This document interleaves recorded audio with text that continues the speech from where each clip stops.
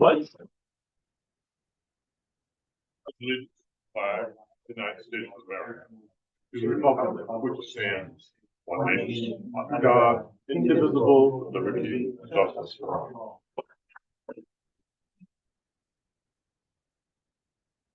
Roll call shows that all are present in person. Any conflicts of interest on the agenda for anyone? Okay, yeah. A motion to approve the consent agenda. Approve. All those in favor? We have 4 minutes from meetings. First is the regular select board meeting from March 26th. For a motion to approve that. To approve. Second. Any comments? All those in favor? The next one is a emergency meeting on Thursday, March 27th. Motion to that. Second. All those in favor?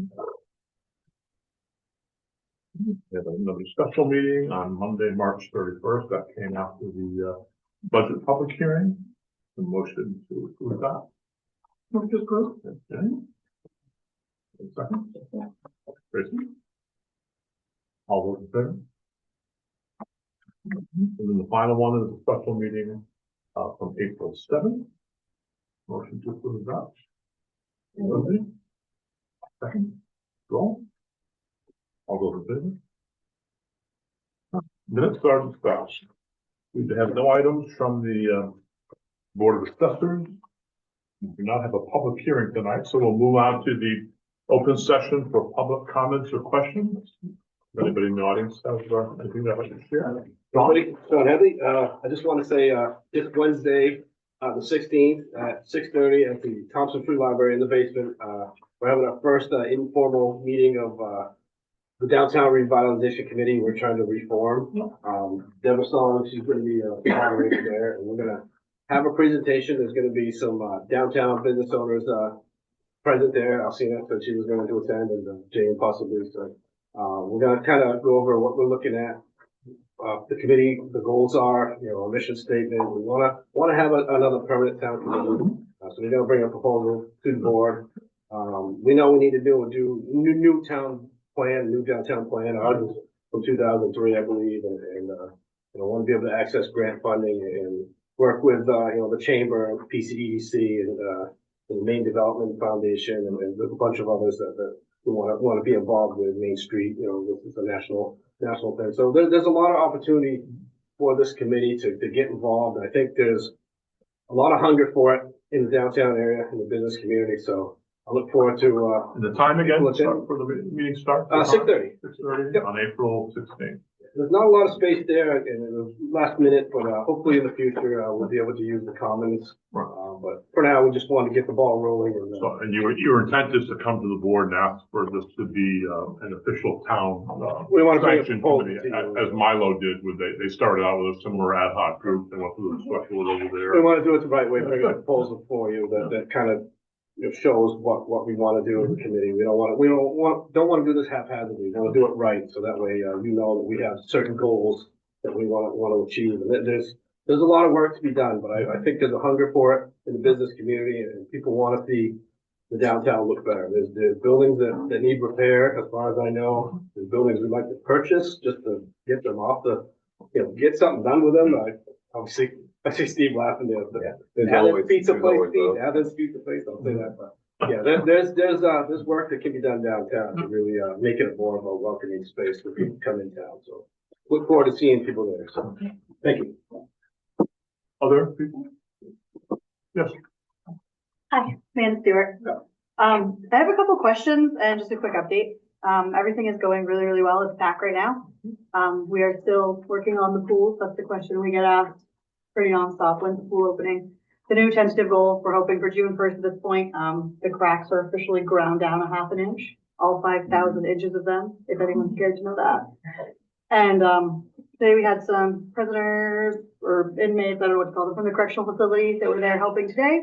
They did a ton of work for us today. They're planning to come tomorrow. But they kind of wrapped up everything we needed them to do. So now we are waiting for epoxy to come to fill cracks. So that's where we're at with that. I have 2 questions.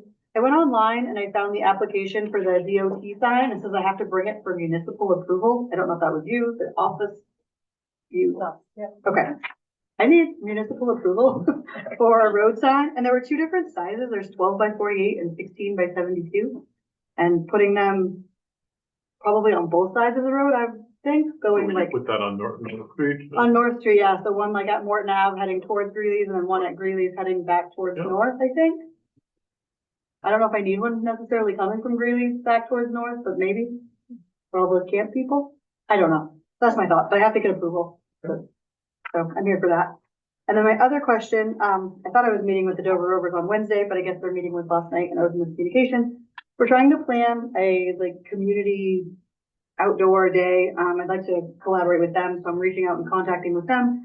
My request for that day, I think I would need the town. I want to be able to utilize our parking lot as a space for the ATV and trucks and trailers to go, but I would need permission to have either one side street or the other be road access for the day so that we could get to the trail. You can't get to the trail through Kiwanis Park because it's all like bridges and stuff.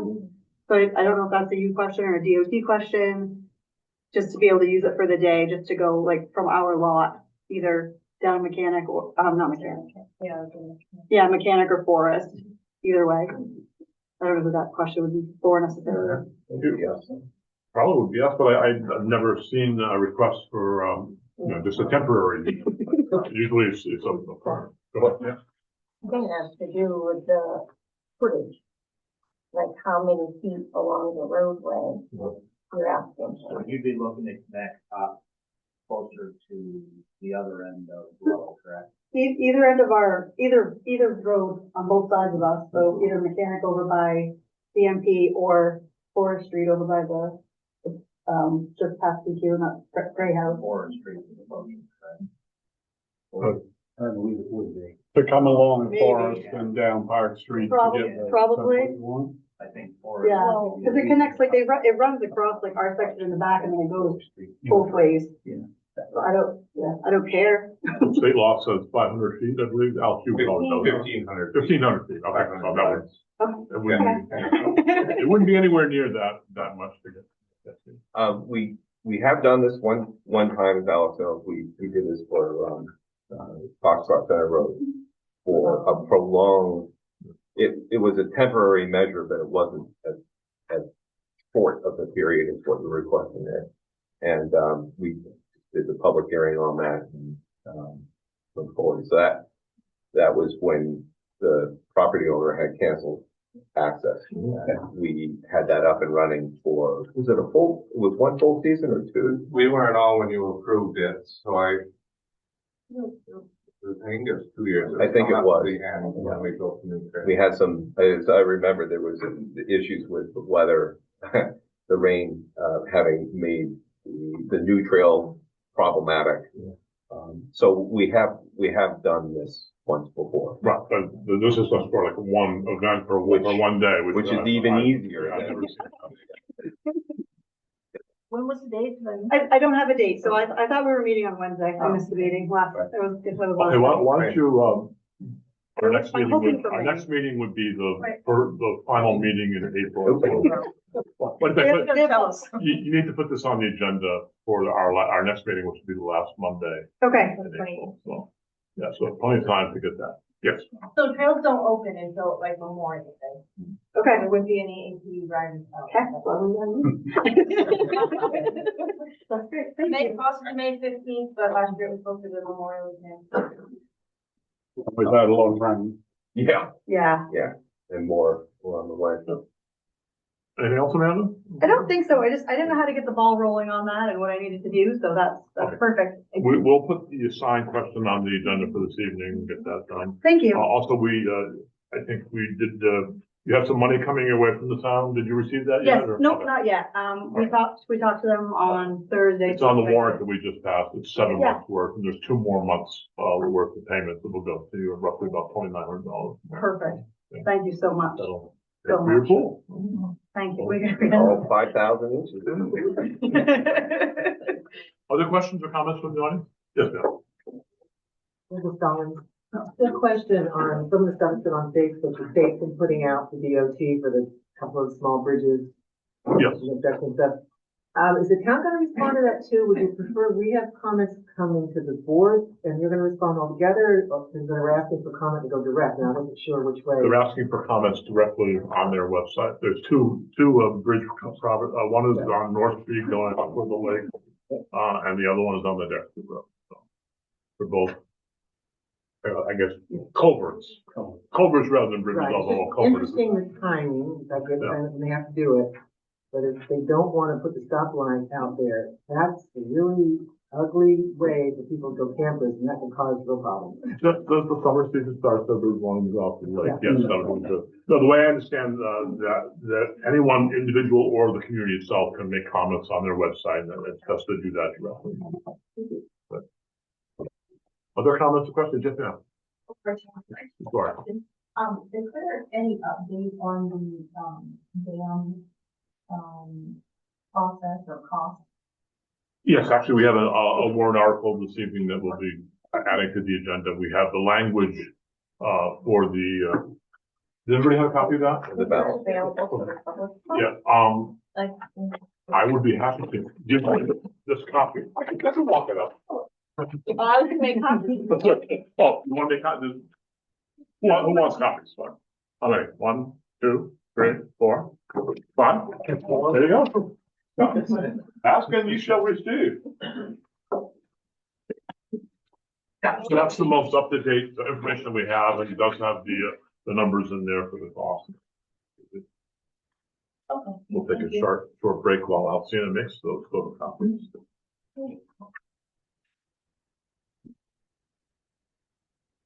Any other comments or questions from the public? All right, I'll close the public comment session. What about, comments from the board members? Cindy? Oh, this is just really minor, but I wanted to add to the, list of committee reports that the admin committee met on April 10th. And developed or continue working on the policies. Or that before are this evening? Yeah. Other board comments? Okay. Two, one, I noticed the other day, the Essex Street mirror is gone. Did that flake off or? Knocked off by a passer. Yeah. Public Works knows. Yeah, it blew up quite a while ago, but Jeff is aware of it. Oh, okay, okay. And then a question that came up, I know protection and admin, regarding when, fees are generated in a department and or items, equipment, capital items go out to bid. Our question is, do those, funds return directly to that department?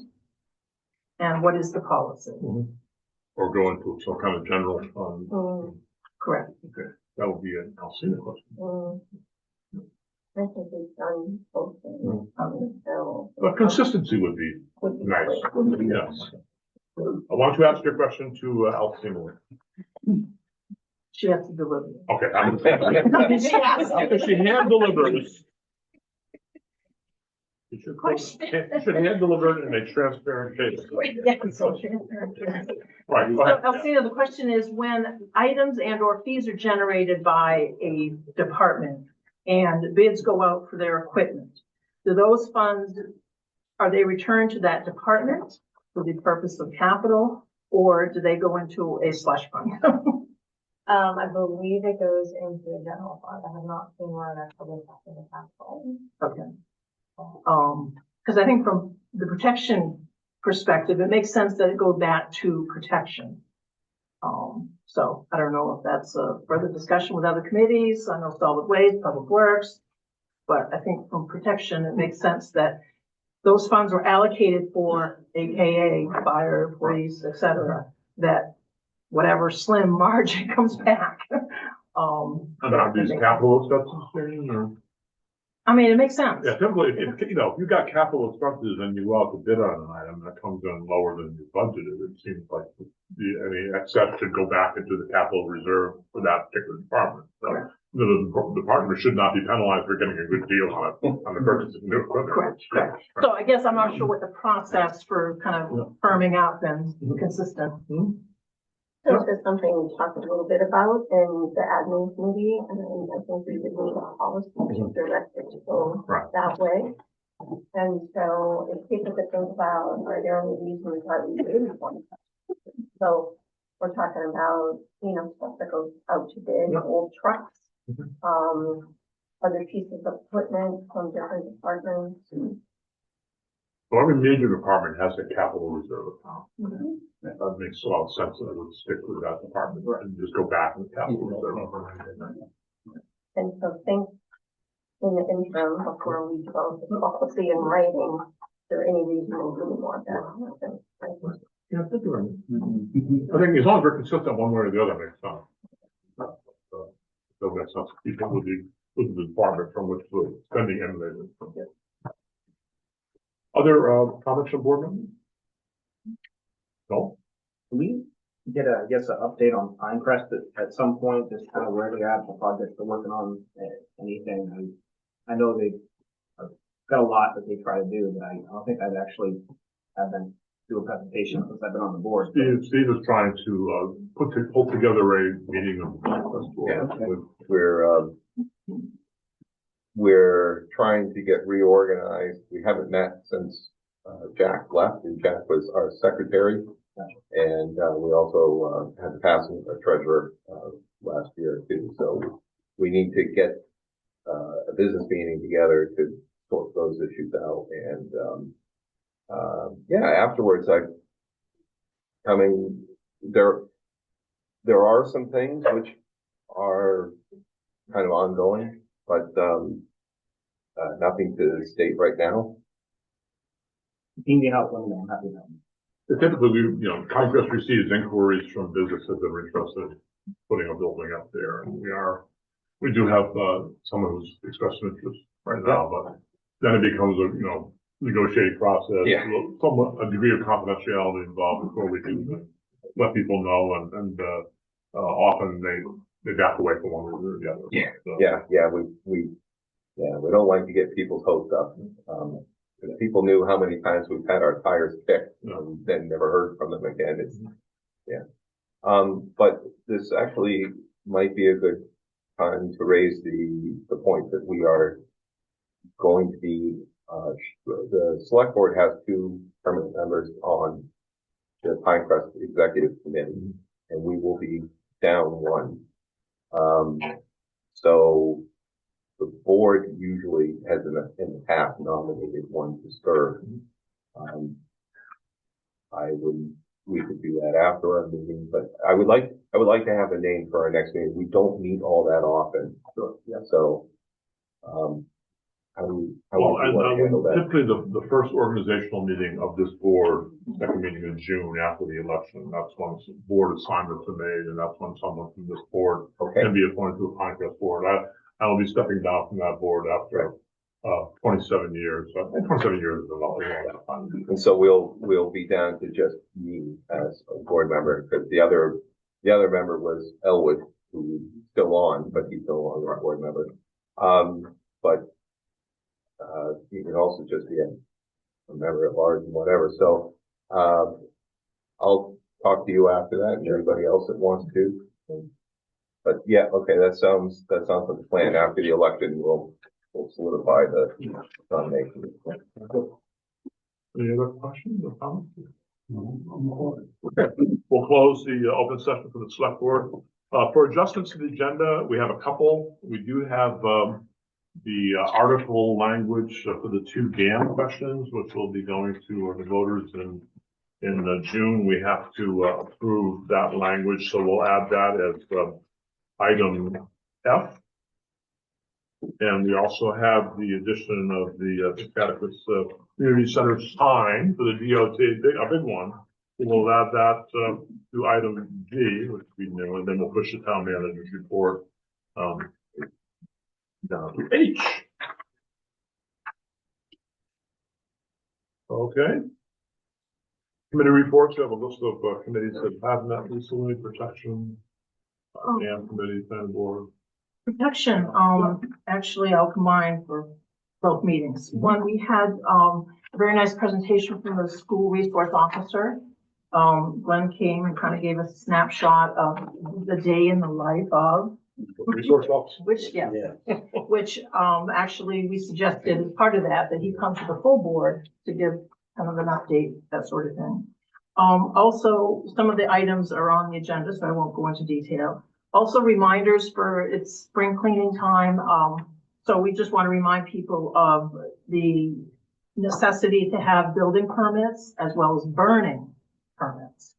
And then last but not least, with the increase in folks coming through our town, the accident fee for non-residents, again, it's to, kind of get reimbursed for the services that we provide, both public safety as well as fire.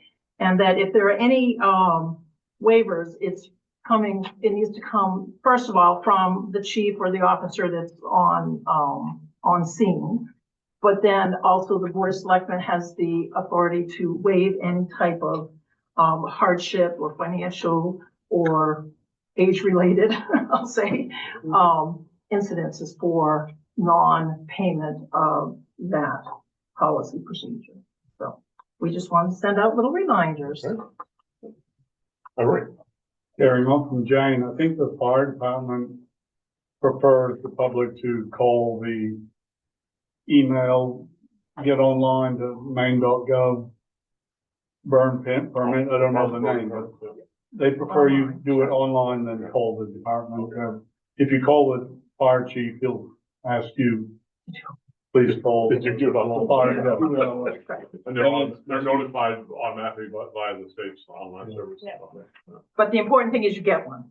Yes. Get one. Yes. Yeah, as a young reporter, I covered someone who burned down their house, having a brush pile that got out of hand. They didn't have a permit for it either. Yeah. Not only did they lose their home, but they also were fined. They had not a good day. Anybody else have anything to say on any of the committees that I listened? We'll move forward to new business then. Everybody? Okay, the first item of new business is construction agreement with Maine Department of Transportation. This is similar to what we approved early this year for the intersection project at South Street and Main Street. This is the repaving by the DOT 9.59 miles of Route 15, starting at the Charleston Corinth line, going all the way through Charleston, that little stretch of Garland that goes through there, and coming into Dover-Foxcroft. So they're asking for permission to use overweight equipment on our local roads in order to get that project done. So that's a summary of that, Alcina. So, Yeah, and basic easement. of course, we want them to pave the road, so this goes to Bangor. So Much appreciated. so there's no reason not to do that unless anybody has an objection. So, and the document to sign that in the transparent file that we're passing around. Okay, on this one here. Oh, it's in our old. A non-transparent file. Secret file. Okay. Or this is, Well, I'm What do you got? approval of the construction agreement. Second? okay, so it's, motion Cindy. Second, Jane. Any discussion? All those in favor? That's unanimous. We want them to pay Rupert. All right, moving on to the next one. Item B is the Dover Rovers ATV Club Grant and Aid Program. Alex and Ashley Robinson are here from the program. We need to approve the town's participation in that grant program. Take it away. So Alex Robinson, president of Dover Rovers, Ashley Robinson, secretary. and we're just here to ask for the town participation in the municipal grant for the ATV club. We've been doing it for the past 2 years. This year we're asking for $78,720. Some of those projects are, last year we put tailings behind KVHC to take care of some of the mud in the state trail coordinator wanted us to put gravel on top of that to stabilize the failing. To hopefully make them last longer. The Colonel's Road, last year we did, between Parsons and Colonel's, Ryan Chambers did about 3/4 of a mile, and we just want to continue on from that. There's a couple spots that need to be addressed. Putting in water bars and ditches and building the trail up a little bit. Another one's behind the fairgrounds. We cut a new trail last year to get out of the mud. There's still a little bit of a mud issue, so we want to layer that trail with more gravel to keep the mud off Mile Road. And in this grant, we can have our club insurance paid for. We're gonna put a porta potty on the trail. It's gonna be off Colonel's Road, so it's kind of a spec thing, but and calcium for the in-town road then. Dust control for that. Yeah. So we just like to continue in this program. Well, we'd be kind of foolish turning down $70,000, I think, so. Yeah, as the snowmobile season gets shorter and shorter, ATV season gets longer and longer. That's it, so. Move to approve. Okay, Second. motion from Joel. Second. Any discussion? Oh, go ahead. Can I just ask, how did the Halloween ride go? Awesome. Since we won't see For you. an hour? That's actually big. Yeah, it was awesome. So the first year, this was our second year. The first year we had 83 machines and 219 people. And this past year we had 371 machines and 668 people coming from Florida, Massachusetts, New Hampshire. We're the only club in the state that does anything like this. So town was very busy that day. Park and Ride in Newport was full. Everybody came here. Bears Den was slammed. It was great. Yeah, my question is just about the source of the grant funds. Is it stable? Do you know? Yeah, they have, I don't know the amount of money that's the ATV program has, but they're putting out grants. It's been, past years, it's been hovering right around 3 million. So they divvy it up between the clubs that apply for it. And then, they look at the grant and see which projects are more important than others, and then put them. And they might not give the whole amount they asked for. They might give us. Does the funding source come from excise taxes paid on the machine? Yeah. So in other words, it's not a federal grant program, all of which seem to go away. State, Yeah, right, state grant. Yes, Eric. Just two things, Alex. One, the KVHC fairgrounds where there's mud, you just said you're addressing that, and I just want to say thanks, and you are addressing hiccups as they come along, and there We're trying are to. problems, and that's good. We've had a lot of, or some help from Pleasant River also. They've donated, Sawdust? not sawdust, but Yeah. mulch. So we put it on top of the trail. That lasts a year or two, but they've been good about donating, so that keeps them off. And my other question is, one porta potty in 95 miles of roads, or just how do you? So we put one, so in Dover's trail system, we have Irving's, we have the Bears Den. I'm sure they don't want just everybody stopping in for customers and whatnot. But then, Colonel's Road was kind of a middle spot. Last year, we did a porta potty also. But you have to call in like January to get on a seasonal porta potty, and I wasn't aware of that. So we ended up putting it at, my warehouse on the starboard side of the road. Just because that's the only place that this company would service. But we got a new company this year, and they're gonna go over into there. Yeah, we want to put it farther away because Dexter Irving's, Dover Irving's, we had it in between there.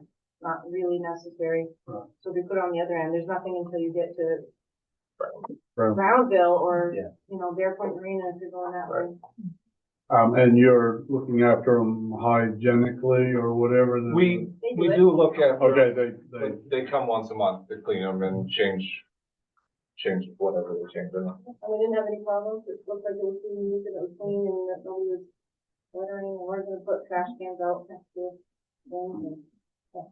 Everybody's been very respectful of our new trail and we haven't had any problems at all. A lot of that goes through our property, so we're out there constantly and there's. It's that one good stuff. Good, and we voted on that. We're unanimously in favor of that. Thank you. Thank you for your hard work. We didn't vote. We didn't vote, we haven't Oh, voted yes, yet. this is good. First, second. Yeah, the first and second. We're all in favor. We're listening. Thank you. Thank you again. That's all. That makes it official. I lost track of all my. Yes. All right, so we have a couple of new policies suggested from the administration committee. One is a new hiring policy and the other one is a new procurement policy. It was originally listed as a special event permit policy, but that's not the case. So we have two, hiring policy and procurement policy. Has everyone had a chance to read these? They were sent out by email earlier. We do have copies today. Cindy, that you're chair of equity, you want to talk to these? Well, I just, really want to thank Jane and Steve because, most of the work on these, I would say. And then we met as a committee with Alcina to go over them a couple of times and we think they're ready, but I know you folks just got them, so I wasn't sure if people would be ready to vote tonight. Well, why don't you, tick down the highlights for us? So I think the highlight of the hiring policy, most of the discussion we had was around, do we ever want to keep a hiring process totally internal or do we always want to hear from outside candidates? And we came down on the side of outside candidates, even though we would always, all things being equal, hire somebody from within because we want to promote that sense of appreciation and investment in our employees. So I think that's really the one principle that underlies this that might folks might have some questions about. So once again, all things being equal in terms of the person's qualifications and how they present an interview and we would go with the informal person, but we want to have a good pool of people to hire from, We want to make sure we get the best person for the position. So I would say that's the,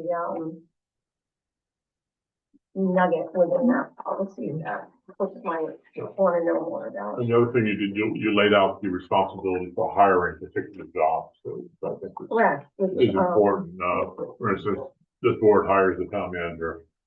Still a process we're in the middle of. Department heads are hired by the town manager with input from the correct committee that oversees that department. So, and then for other full or part-time positions, the hiring decisions are made involving the town manager, the human resource person, and also the department head hiring. So you don't have just one person hiring anyone. There's usually a hiring panel, diversity of views, and result in a better outcome.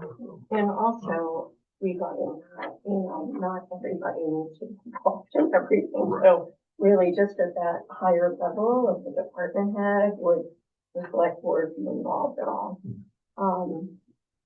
So that, you're right, we did specify that. And that's been a little different. It's been that way with protection, but not with other committees. So we are looking for consistency but so I think we reworked this a couple of times, and if folks have questions about this particular policy, it would be good to know. Reactions from board members? Emery? I thought it read very well. I think it's hit every point that I could think of. And I like number 6, which is the hiring policy will be reviewed periodically. So very good. Other reactions?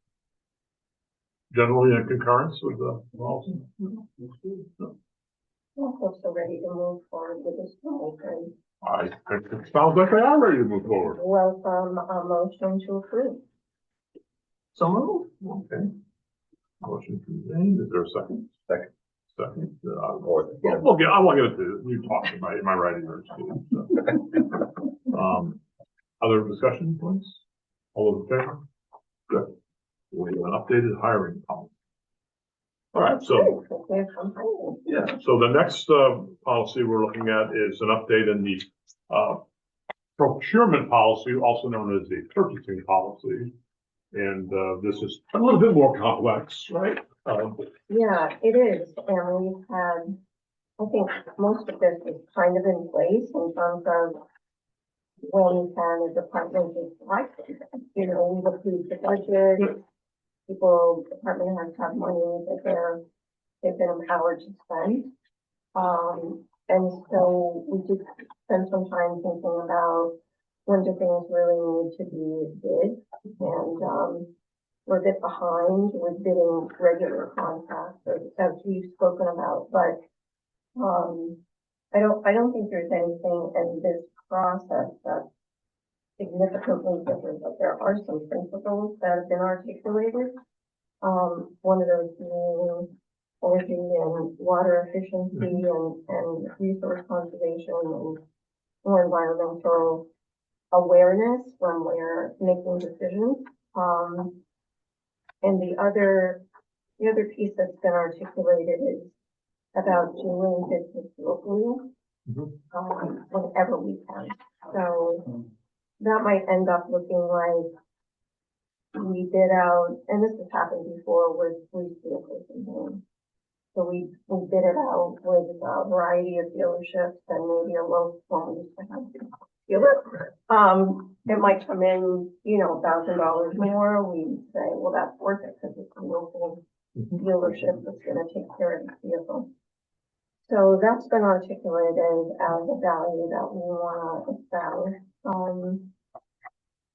I think some of the other things are vendors being able to look online and see what's coming up and what they might be interested in bidding or participating in. So this is the most substantial bidding and procurement policy we've ever had. And it is more complex than the hiring policy, so if folks need more time to look it over, I think we could table it and decide on it at our next meeting if you need that. Dude? one of the things that we talked a lot about, but it's not explicitly in here in detail anyway, is the need to have some, ongoing and easily accessible record of how things went with individual vendors. Yeah, that's in the evaluation of work.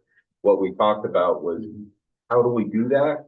How do we make it easy? Because if it just sits in a folder somewhere, Department A won't know that Department B got stiffed, by a vendor. So we want to try to we'll establish something to keep track of the stuff more centrally and more, easier to access. You mean a software?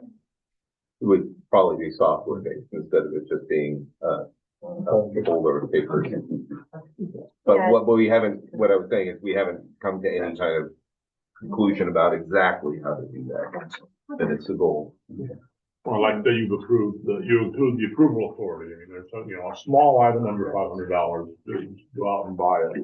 But obviously, when does it reach the level of need to be approved by the select board? Well, 10,000 and up. This is, 10,000 doesn't go as far as it did a while ago, but then, department heads can do, minor purchases with town manager approval, and then town manager is involved in the rest of that. So are you comfortable asking them with the levels of spending that, which are subject to change depending on.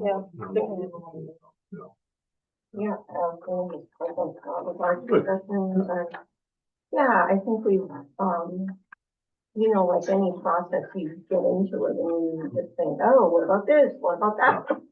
But, I think it was done with a spirit of, being easy to understand for, our town employees, but also for business people in the community, and also really looking for efficiencies and I remember we spent a bit of time talking about, so if Jeff needs to buy so many gallons of some kind of, lubricant or whatever, how is that happening? And could that be combined with other departments who might need, similar materials? And so trying to think more strategically about how we're spending money. It's something that's familiar to us, we use when I was of the county. And there would state that, we always encourage competitive bidding whenever possible. Sometimes if you're gonna go out to bid on something that there's not more than two people that are interested in it, but you at least make the attempt. So, No, go ahead, Eric. does the town office have a procurement committee or person? Or is that you? Well, it's technically me. Right. I'll put depending on what it is, right? So if it's an RFP, like, I'm cutting ahead to my town manager's report, but anyway, we have an IT bid that's out right now. So the procurement process is the RFPs out there, and then bids will come back, proposals, field bid, and that's basically how that, and it spells it all out in there. And then whatever deemed the bids coming to you folks, and you review and see which one. And the appropriate subcommittees often involved in it too. I mean, being on the Public Works Committee, they spend quite a bit of money on large equipment purchases. So, that's the committee that, will review the bids before they come in and make a recommendation to the full select board and going forward.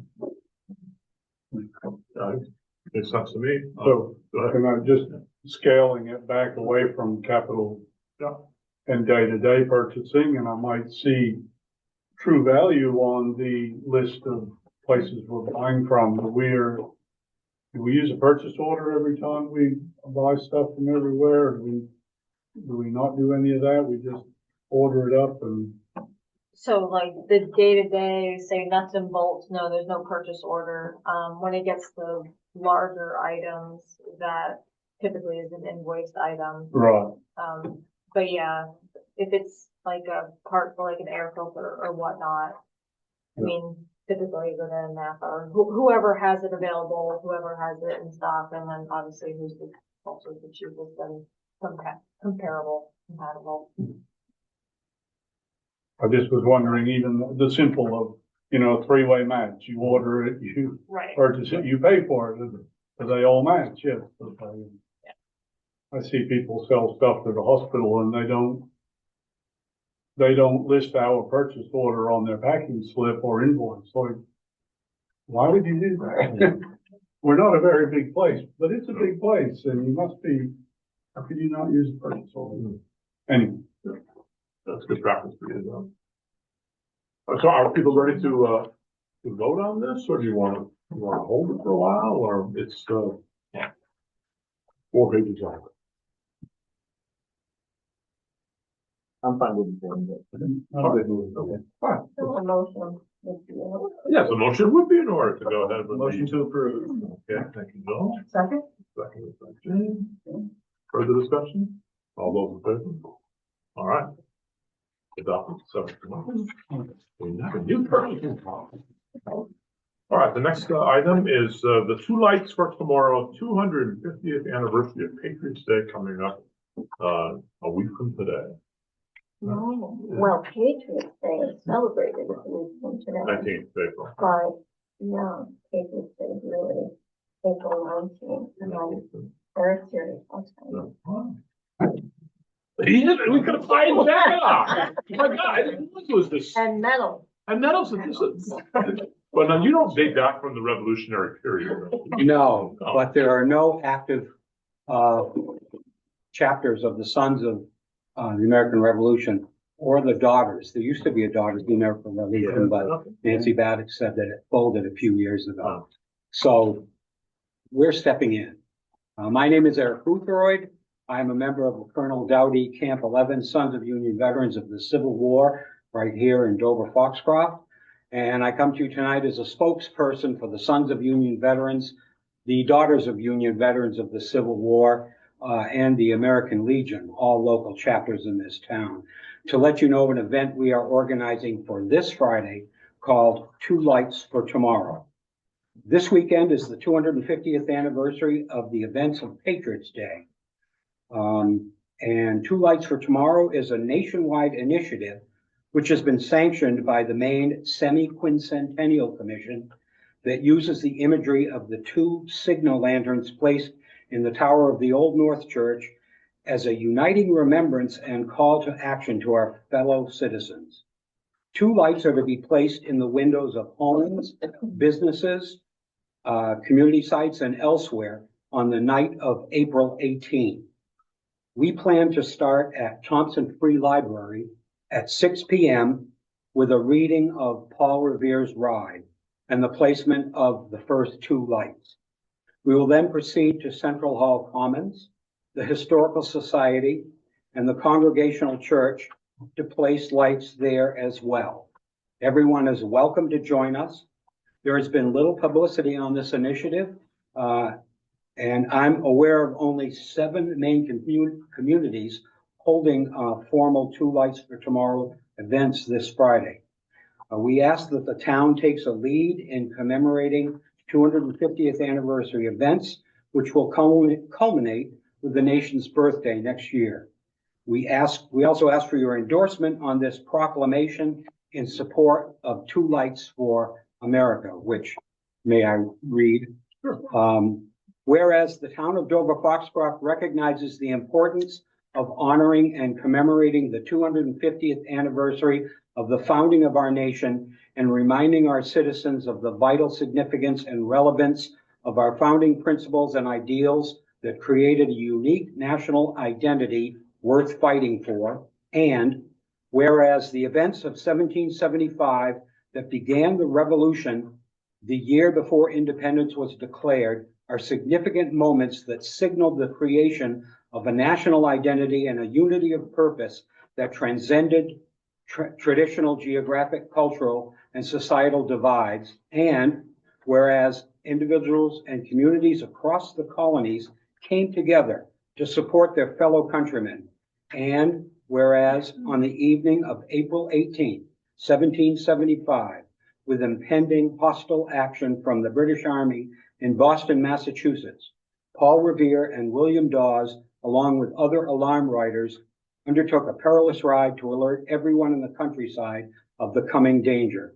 And whereas preceding their departure from Boston, a prearranged signal was set in the Old North Church steeple to ensure that the message got out and did not solely rely on just 1 or 2 alarm riders.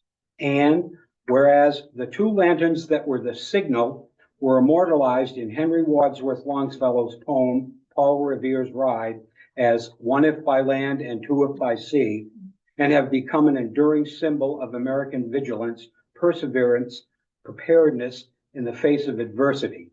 And whereas those alarm riders and the citizens that answered the call to arms to serve and defend their fellow countrymen that night and the following day at the battles of Lexington and Concord exemplify the spirit of community and shared responsibility that has defined our nation since its inception. And whereas we are reminded 250 years later that the call for unity and the call to serve each other is no less relevant today than it was then. And whereas a national initiative has been proposed through collaboration from multiple states that 2 lights be displayed in public spaces across the country for all to see, marking that significant anniversary in April 2025 and the beginning of the 250th anniversary commemorations leading up to the Declaration of Independence on July 4, 2026. And whereas state commissions, state governments, federal agencies, and community, heritage, and historical organizations across the country have eagerly endorsed the initiative and pledged to support and participate, and have encouraged others to do the same. And whereas some participating entities have also pledged to encourage a day of community service on April 19th, 2025, as a way to encourage understanding about the true meaning of these historical commemorations, knowing that these events are not just making history for history's sake, but rather encouraging reflection on the idea that all these historic events we're endeavoring toward one common goal, the chance for a better tomorrow together. Now, therefore, we, the Select Board of Dover-Foxcroft, do hereby endorse the Two Lights for Tomorrow national initiative and call on all citizens to unite in remembrance of our shared history, honoring the sacrifices made by those who fought for our independence and reminding ourselves of the values we hold dear today. Furthermore, we encourage all government buildings, community centers, public spaces, and all citizens to take part in this symbolic display by prominently displaying two lights for all to see from the evening of April 18th through the morning of April 19th, and reflect on how those shining lights out into the darkness during this vigil symbolically illustrate our ongoing journey as a nation. And we ask your endorsement for this. How can we say no to that? And with your endorsement, we plan to read this Yeah. at the final part of our celebration at the church. And one final point is this isn't going to cost the town anything. Thank you. And the signature sheet was passed around, yeah. Yeah, I mean, that's, the fact that we won the American Revolution against the British Empire still is an astonishing result. No one, the odds were against us. The French helped quite a bit. The French helped quite a bit. So, a motion to endorse the Two Lights for Tomorrow National. So moved. All right, Tracy and Joel, get your hand up too. And of course, we'll put up both hands for that one. Okay, we're Two lights, two hands. yeah, we're in favor of that. You're all welcome to participate if you have the time. Yeah, we'll have to put two lights up in my house and my windows. Yeah, much better. I do have one objection to this. It reminds me that it was 50 years ago that I saw the bicentennial celebration Yeah. and saw Gerald Ford go by because Living in Lexington, Mass. I grew up in Lexington, Mass. Well, you were 2 years old at that time. How many years? A little bit older than that? A little bit older. Oh, they told you. I saw Gerald go by. Cool. He didn't fall over or any Kevin Chase type thing. That's it. Yeah, Eric, I just really want to thank you, Eric, for, taking this on. And, Eric approached me it was just last Thursday. And he was so excited, and then I got really excited, So I think it's a great, what I like the most about it is it's an historical appreciation, but it's looking to the future. So what are we doing? What are we doing for the future of our country? So that's why it's Two Lights for Tomorrow. So yeah, join in. Friday evening. Be great if we had a big procession up Main Street. Thank you. Nice to be reminded of our history. It is. I gotta say, until you've seen a whole bunch of redcoats on a yellow school bus being driven to the battlefield, you haven't seen anything. Okay, we'll move on to the next item, which was added, which was item F, which is to look at the warrant articles pertaining to the dam vote coming up. So we've talked about and we've approved the concept of having two different articles. The first one, Article 9, will be again to raise the money for the select board to borrow for the FERC surrender the surrender of the FERC license. So we agreed to that at our meeting on March 31st, but we've been asked to confirm that we have voted yes on that question at this meeting. So make a motion to move this item to the ballot for June 10th. Is that the date of the June 10th? So moved. By Tracy, and second by Jane. All those in favor? That's unanimous. So that goes on. And we've been waiting for the language of Article 10, which is just a little bit more complicated. But Steve, you're the chairman of the You're the best damn man in Dover.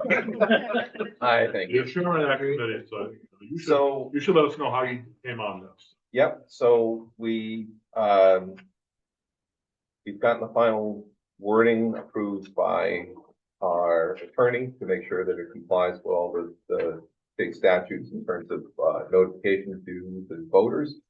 So there's a breakdown that wasn't present in our, previous draft that shows, how much it is that we're asking for the townspeople to approve and as a borrowing authority. And to be clear, there's a big difference between having the board raise the money and raise an appropriate, but separate from borrowing. So, it's not like on day one, we just take tax people $9 million. That's not the way it works. So it breaks it all down. And the language as it is written here, if it's confusing, you can blame the state because that's the way it needs to be. So you settled on 9 million figure, because we had a range of 7 to 10. So that was a decision by the committee. Correct. I mean, and anybody that's been to our meetings understands that it's a guessing game. The actual will probably be, if we're even lucky, 2 years before the proposals go out, and nobody has any idea what any of the costs are going to be by the time we get to there. So we've done our best to make an estimate. We could be over, we could be under. We erred on the side of being a little bit higher because we don't want to, we basically don't want people to say that we undersold it and say, well, we approved 9 million and now you said it's 12, and well, we don't want that. So we feel very comfortable with these numbers to the best of that we can be. $9 million for the project. The interest on financing is 5.1, so total potential cost of 14.1 million, which would be paid over a 25-year period. And we have the information on the impact on the tax rate, et cetera. So, yeah, we got a question, Henry? Go ahead. Just a comment, Steve, do you think maybe, for everybody here for the many time, just to bounce off the Article 9, if you could, that Article 9 is, we need this money to get started no matter what happens with the dam. We need that money.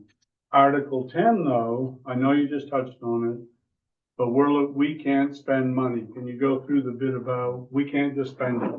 We need the authority to, down the road, borrow, and this is the way of getting started. Yeah. So, as Emery said, Article 9, the money needed to hire a consultant to figure out how to handle the dam, it's got to happen no matter what happens with question 10. That's why we broke it out as a separate question. Question 10 is specifically about funding the dam repairs and remediation. And we felt, we've had many discussions about this. We felt that we needed to ask people for the whole amount up front for the spending authority, because last thing we could do is get into the process and then find that if we tried to dribble out the approval over a period of time, we wouldn't be able to move forward with contractors and whatnot, knowing that we can pay them. We also don't want, but you know, how this actually impacts the town in terms of when the tax roll is affected by this is undetermined at this point. It is likely that this borrowing authority will remain dormant for maybe 1 or 2, possibly even 3 fiscal cycles. That covered the. Okay. Just the final after meeting, that will not appear on the ballot, will it? So, no, Oh, with the button. Yeah. that's just doing that. Yeah. That's fine. Finalized. Don't want to confuse less. No. That's just a footer. That was. And then, having attended several of the damn meetings. There will be a frequently asked questions section on the website, as well as the letter that will be sent to all voters, Yes. registered voters. We are also going to send it out to what we call very interested parties, people, businesses in particular, but also we're going to make an attempt to contact people who own property in Dover who don't have the right to vote here.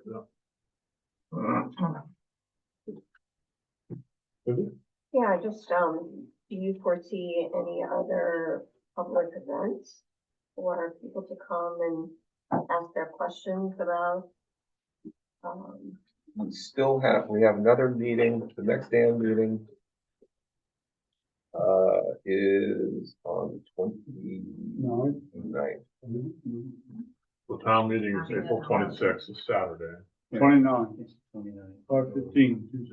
Yes, but nothing before that meeting, but we will be doing various things between. But this will be on, this will be, the town meeting on April 26th, that Saturday morning. Yeah.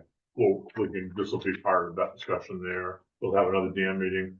Last year we had a special, meeting in May, I think, where, we also have opportunity for the public to attend and ask questions about that. And that was the one where no one asked any questions about. All right, so interesting. So this generally follows, the approach that we have been talking about for weeks now. And actually, the first time we've seen the language, it'll appear on the ballot. Anyone surprised by this? It's about what I expected. So, No, I'm not surprised, but after last year, it seems like way longer ago than last year. I just know it's so important for people to really understand. So, there's the possibility that people will vote in ways that don't complement one another. And so being able to talk about that with people and the necessity for what does this really mean and what will my taxes really be, and really understanding the impact. we'll do a couple of public meeting opportunities for that. Alcine, I'm sure you thought about how to get the communication plan out using social media and the other tools that are at your disposal. You want to talk to that? Yeah, so, I've actually kind of been polling, people-ish my age Mhm. and younger, and, cause I asked them, like, are you gonna read a letter? And they're like, no. Yeah. We want pictures, right? That's how everybody micro learns nowadays. And so a big thing is infographics. So what I need to do is basically translate whatever the letter is going to be coming to people's homes, gets turned into infographics. So that's something that we can put out through our social media so people can gather that information. Yeah, that's pretty much Traditional media, which typically covers these meetings, will also Yep. coverage of the relative issue. But it's amazing you can do all the effort to get the word out. Still, some people have no idea what you're talking about, but all you can do is your best effort to reach out to them. And the length of this question is not all that different than the question we had last year, which also had a bunch of supporting information. Yeah, we'll see. I would say that, I mean, one issue that was brought up is that we have two questions and there can be two different answers. And we have seen that on other, the roads is the one that we all know. Approved the road budget and then didn't approve the money for it. So, we understand that there could be a contradictory split vote, but we've cased out all four possibilities and we're comfortable that we have, straightforward way of addressing however this turns out. And John Hoddle was involved with the Yes. So Yeah. our attorney has looked it out and we got his approval for it. Other questions? Are we ready for a vote? So we need to have a motion to move Article 10 to the ballot. Would like to make that motion. I'll move that. Steve, I think, second, Joel. Further discussion? All those in favor? That's unanimous. Is also approved. That'll be on the ballot. Amanda, you have the item on the DLT sign for the community center, Yes, and is that something we can sign I or? don't think anybody has to sign it. It just says that I have to bring it to the town office for municipal approval. Okay, After received, send it back with the check. okay. I thought- All right, so, I think, I know I think you'll see, you size. can send a letter of. Yeah. right, I yeah. was gonna say, Okay. it might have to be, or might be an endorsement line for the names. Yeah, typically the select board can, On the board. authorize the town manager to sign it. Oh, I found it. So it says municipal approval. Yep. There's a place restrictions by and then a date.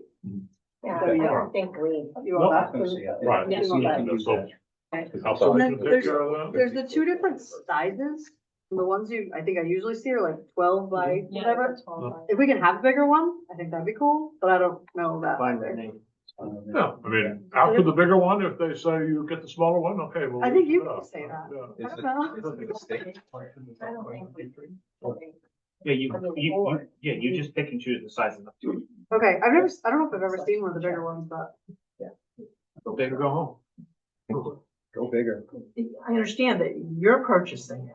yes, That's we're what the check purchasing. is. Yes, yes, yeah, yeah. So you I can have do to, it as so I big have as to you do that and then once you've approved it and the state's approved it. Yeah. They have only two people in Piscataquis County that even make them. One is in Greenville and one is in Fort Kent. And so I talked to the Moosehead Signs and I talked to him this morning and he's prepared to do it. It was $250 for the bigger one and like $125 for the smaller one. So yeah, that's my expense. So it says we need municipal approval for this, so. Yep. Do we need a formal motion on that to authorize us in? Wouldn't there, Yeah. the placement of the sign might make a difference? Well, the Where we DOT don't just say yes? I think the DOT decides where the sign is. Yeah, like once I get it made, I have to bring it to, like, I have to physically like hand it to the DOT and they said that sometimes they'll work with like local offices, but as a general rule, it's the state. And then they put it up, because there's already those signs at the end of Morton, there's like the blacksmith shop and Right. Yes. that's what I want. Yeah, but just to be clear, I can't think of a time when we've approved a sign and think of all the ones in town. Well, So I don't think we do this. I think- don't need a motion. Yeah. No, I think it's all. It goes. Alcina, do what you will. Thank you. It's on my nerve. We support you in your authorization process. Yes. And it's nice that they're blue, right? The signs are blue. Yeah, so, yeah, they're really pretty. No, maybe we can get our logo on it. Okay. Alcina, your town manager's report? Oh, sorry, my phone was.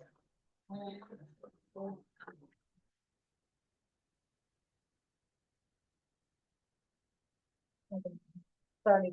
Thank you, Alcina. Okay, town manager's report. So just to hit on, as Eric mentioned, if people would like to participate, April 19th, and the two lights for tomorrow, I think is a really great remembrance and especially for history. Let's see. As I stated a little bit earlier, we have an RFP out right now for IT services. So if anyone knows any IT professionals that want to put a bid in, they're welcome to do so. The information is on the town website under RFP/bids, the tab, and all the information is on there. The deadline is for April 23rd by the end of business. Let's see. As a reminder, the annual town meeting is April 26th at 9 a.m. And the gym here in the building, we look forward to seeing as many folks out as possible. And provided the weather holds out, Public Works Department will be out grading hopefully sometime this week. They were supposed to be doing it this Monday or today. Unfortunately, we got more rain than anticipated over the weekend, so we need a few days for it to let things dry out and not be so muddy. So those are things. And then just to touch on the FAQ page that was brought up about the dam, that is live on our website right now. There's only 3 questions at the moment, but anybody is welcome to submit any questions to mayomilldamproject@gmail.com. I curate that or monitor that, and I will get that to the committee to answer questions, and then I'll post the answers, or questions and answers onto the website for everybody to see. Yep, so that's pretty much the gist of it then. Questions for Alcina, Emery? just downtown Alcina, an update on how we're going with our construction of 15 and 7 They look like, intersection. they look like they're chugging along. I was gonna plan a call into Drew tomorrow to see if they're still on, progress or, on target for being May finish line-ish. But it seems like they're moving pretty quick on that process. But I could give you more information. No, But that was my plan to call in there. Go ahead, you have a question. I do. There aren't new street lights, new traffic lights involved in this operation out there. Like lamps or actual like Red traffic lights. lights. Yeah. I know they were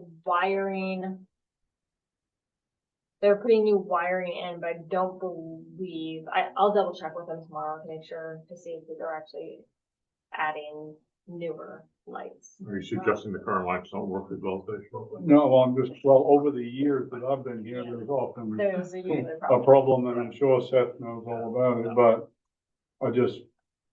do we ever get new lights or a new program that says, or is it just part of the $20 million? It might be part of the ask. The lights are, Chief, the lights are, have to be adjusted on an occasional basis, don't they? They do. Yeah. Usually, if anything needs to be adjusted, it's usually the sensor. If a particular light is on the sensor, between wind, those sensors can get shifted a little bit, which we normally see that on the Monument Square lights, Yeah. particularly if you're trying to take a left off West Main Street on North Street.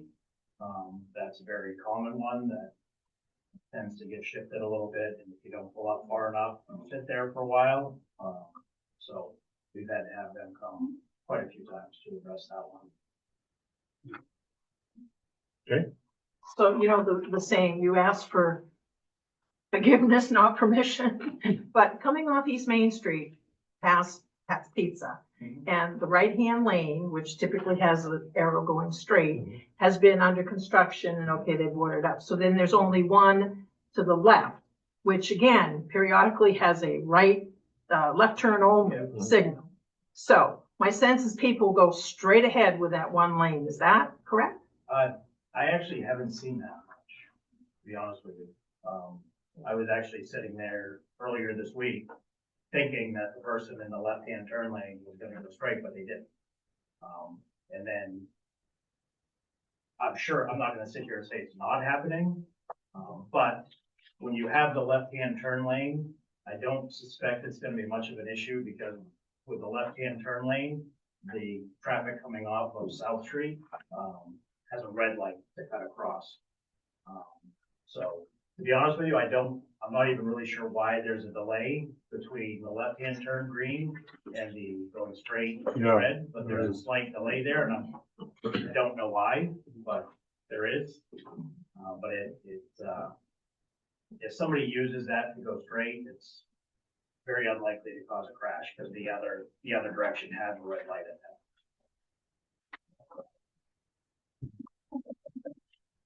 I say that. Very good mission. Like I said, forgive me. Other questions for Alcina? Right, because the other light never goes on or off. Safely, you go. Go through slowly. Other questions for Alcina? Yeah. All right, we'll move on to the second open session for the meeting. Any members of the public have any final comments or questions? I just want to ask if those copies of those policies will be available for the public. Of the two that we approved today, yeah. And, I'll share as much of this information from the meeting as possible, like your IT, RFP, the FAQ and all that stuff. Much as I can push out on social media, it's a pretty good reach, so do my part. Yes. Okay, sorry, I don't have an agenda. I don't know if it's back here, but I was looking online earlier. Did I miss the part about the special events? That I mentioned earlier, that was on in error. Instead of a special events policy, we approved the procurement policy. Okay. Yeah, that was my It's bad. coming. Thank you. It's coming. Yeah. Okay, then. In the pipeline. In the pipeline. Review coming, sir. Yes, Carol. might have skipped this League of Women Voters report. Well, it's not on our agenda, but it is, well, not on our It's in agenda, it's in our packet, correspondence. so. It's in correspondence. Oh, correspondence, okay. Go ahead, if you'd like to speak to that. Well, I'll make it quick, because we only have one dish. We have a local, League of Women Voters here on the Highlands Regional Chapter, and, our members conducted a pilot project for the league. We were interested, we're always interested in local government. Well, we were particularly interested in how local governments are engaging with residents. And so it was a two-parter, as you can see in your report. The first part, we looked at how towns communicate. So we looked at their websites, their social media, spoke to town clerks about that. And then we looked at the freedom of access laws and came up with a checklist that we used when we observed. Part two is where we visited the 25 towns that we surveyed to see how they conduct their public meetings. And again, we had a checklist based on the freedom of access act laws. So we have the report, and our hope is that towns will kind of use this as they look at their own practices and policies around communication, to see where maybe there could be improvement. So you're welcome. Thank you. I had a chance to read the whole document. I thought you did a lot of good work there. So the smaller the town, the more informal the process here. Yeah, and you saw the chart. Yeah, which is no surprise. All right, other comments from the audience? I just have a question. I was listening when you had said you're going to, like, regarding your dam, that question article 9 and 10. Yeah. The media, the paper, TV, that type of thing, but then also the frequently asked question on website and then other media as well. How soon, I know the frequently asked question you said are already out there, how soon were you looking to do that? Is that before the town meeting on the 26th? Is that between then and May, or just before the vote? I'm just kind of wondering, is there a plan yet, or you're not sure yet? You're talking about the frequently asked question part of it, or? Well, the whole thing. Well, that's, the you know. paper, the TV, the. Well, of course, we can't guarantee TV coverage Yeah, yeah. unless they come, but, and we also can't guarantee media coverage. Yeah. The media typically covers these meetings and, has access to those documents, so that's on their time schedule. You know, we will have a couple of, public meeting opportunities for citizens to ask questions about that, but a lot of this stuff will be, you know, rolled out in a continuous manner, so. Okay.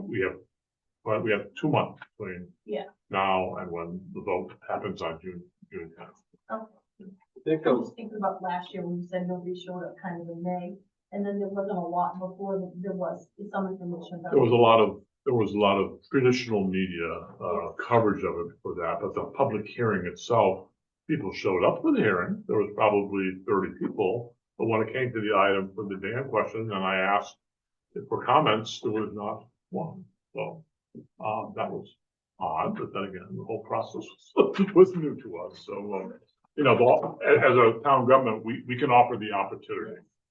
People have to take advantage of it. Yeah, I just, because I've been coming to some meetings and stuff like that, and I've been talking one-on-one to some different people, and a lot of people are not informed. That's why I was saying. Well, and yeah, 2/3 of the registered voters didn't even vote on it last year. So, but that's if we could figure out the dynamics of that, we'd be consultants to other much larger cities. So we do what we can do, and it's up to the people to also come out and engage with the town. Well, the letter itself that we've been talking about up here, that's going to taxpayers and et cetera.